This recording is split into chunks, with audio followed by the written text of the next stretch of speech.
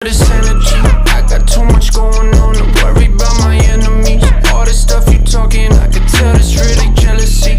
On that higher frequency, won't let you get the best of me. Put that on the death of me. Turn up the intensity, 0 to 100. I've been building up my legacy. I had all the pieces, all I needed was a recipe. Go ahead and try me, you can't take away my destiny. Can't drain me of this energy. Gotta get with it, gotta be fast, gotta let go of all that doubt you spittin'. What if I told you you were meant to win and see what I'm sippin'?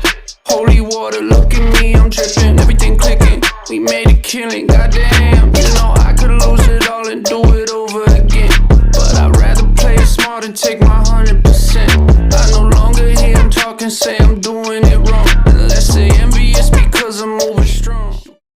Today is April 23rd. It is officially 6 o'clock in the afternoon. As you can see, the sun is going down.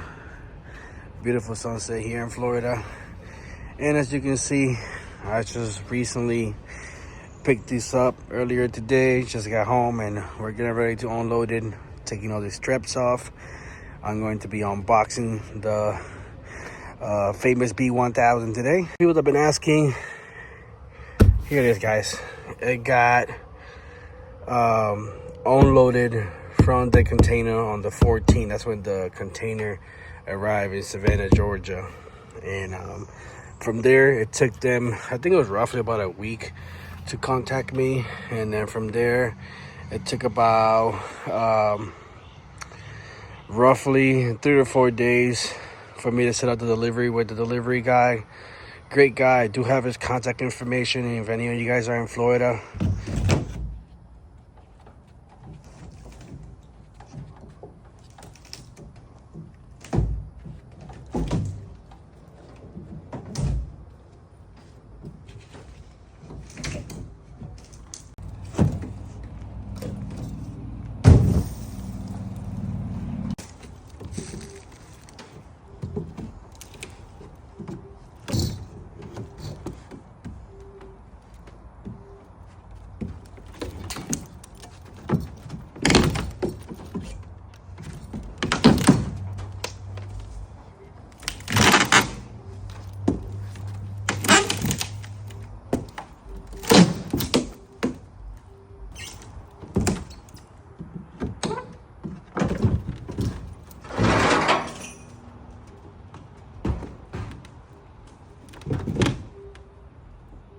it's official.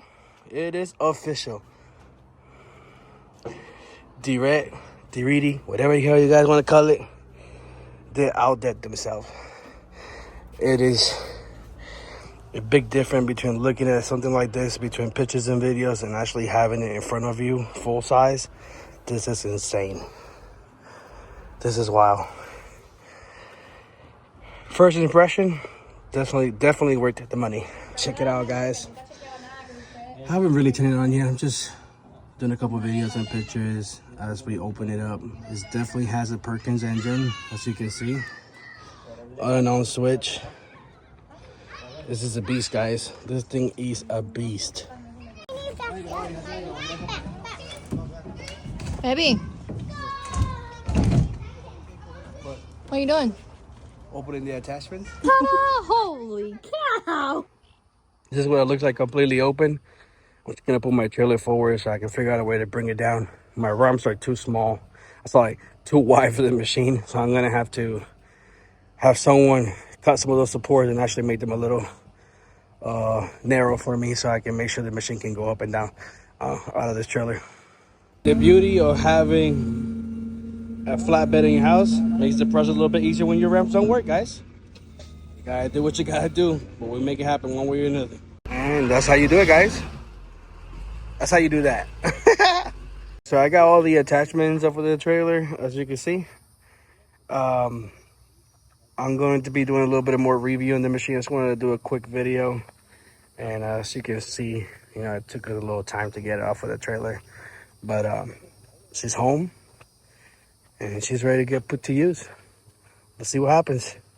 Once again, guys, I got a leveler, small bucket, large bucket, the device puller, pretty much like move around trailers and stuff, grappler, forklift, and the Harley rake. And keep you guys updated as we go along.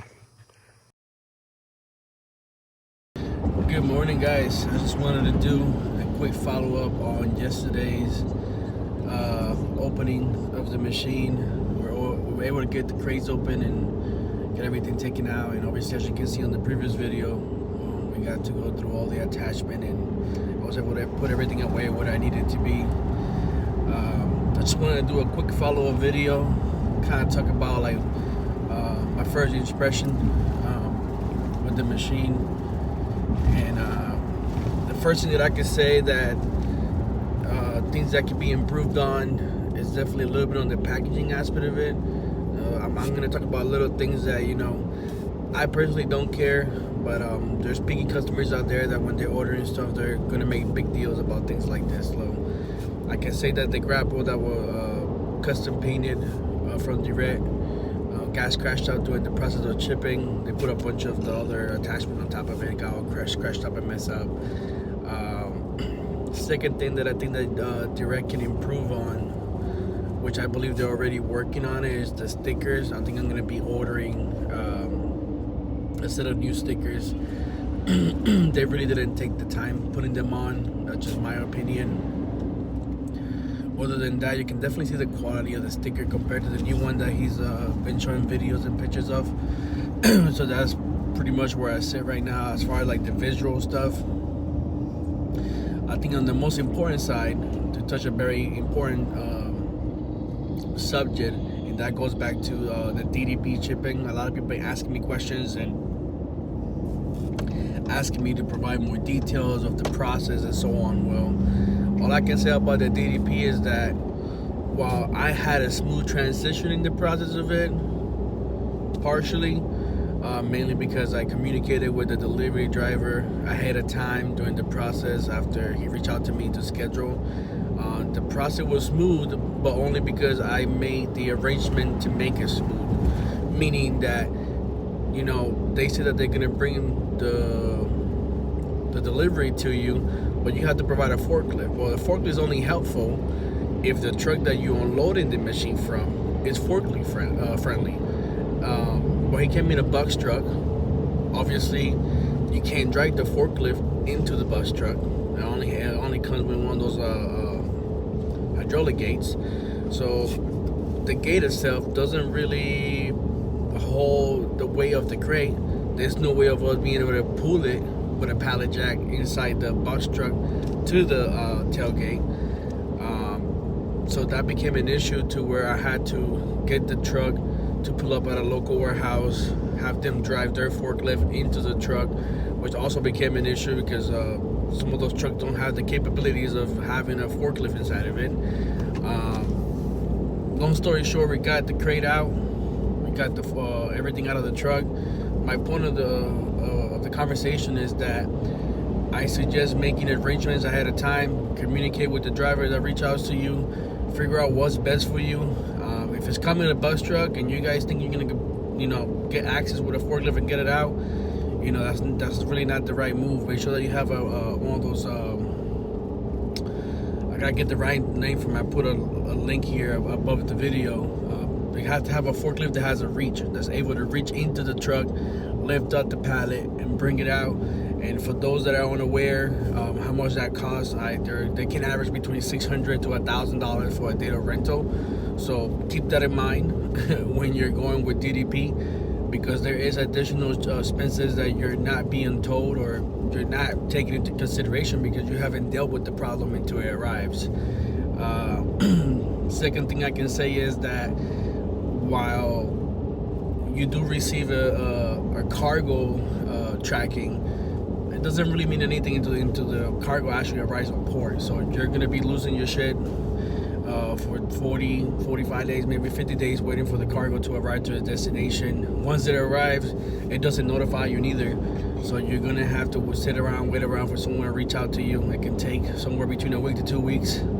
I see a lot of people complaining about it on the group, and I went to the trouble, you know, of going through the headaches of having a lot of anxiety, you know, where the machine at, you know, you get caught up in the emotion of the fact that you think, you know, someone pulled a fast one on you and, you know, you're losing your money.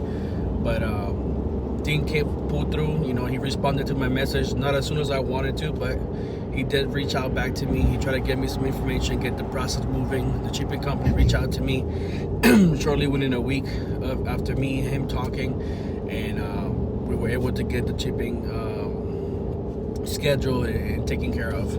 Other than that, I mean, that's my personal opinion, my personal experience, and all I can say about Dean is that even though he doesn't respond as fast as we hope him to, you know, we got to take into consideration that he's on the other side of the world, but he sure does have a good job keeping up with everybody. He pulled through. He did a great job. Everything that he promised that he was going to do, he took care of it and got it done. So all I can say, you know, is if you're okay with trusting the process and having the patience of waiting 5 to 6 months, this is not a 2-month turnaround. This is not, I'm going to pay for it today and have it tomorrow. And even though he made promises, which me and him have conversation about that too, you know, we need to be a little more realistic about the time frame and just tell people it is what it is. You know, you're going to have to wait 5 to 6 months from the get-go. If you go with that mentality into the purchase, you're going to have a great purchase. You're going to be happy with it, and you just know you're going to have to wait. As far as like how the machine operates and everything, I got to use it yesterday for about an hour, moving stuff around the house and just getting the attachment where they needed to be, getting a hang of the machine. There are a couple things that I'm not a fan of, but I will discuss those later on the future videos. Some of them already been touched by all the people on the YouTube videos, and I'm planning on just giving my personal opinion on it as well. The first thing I can say is, if you know, looking to getting the steps on the back of the skid steer, or you know, maybe attach a little mini camera on the front for the attachment, because attaching the attachment sucks. That's the reality. Sometimes it requires you to get off the machine, look from the side. You know, that's just something that I think Dean is going to have to work a little bit more on to get it to where it needs to be. I think the plate that he's working on right now, as far as the dimensions, they're going to be standard dimension coming out on the new B1000, which is great. You know, whoever purchases a new one is going to have the standard US standard to be able to attach all the other attachment that we already have here in the United States. But in the meantime, I think having more of a visual from where the plate is when you're attaching from the standing point from above the machine, that needs to be improved. How to improve it, I'm not sure. I know that the steps for now is a great solution in the camera, but maybe something that could be changing the design on how you stand in the back. Maybe the plate could be raised a little bit, so you're sitting a little bit more higher above the machine. We're just gonna have to figure that one out. That's all I have for now, and if you guys are interested in watching more videos, feel free to reach out to me, leave a comment, and once again, this is Jagger from TurfGuru, and I appreciate you guys watching our videos, and feel free to subscribe, and you know, on to the next one. Talk soon.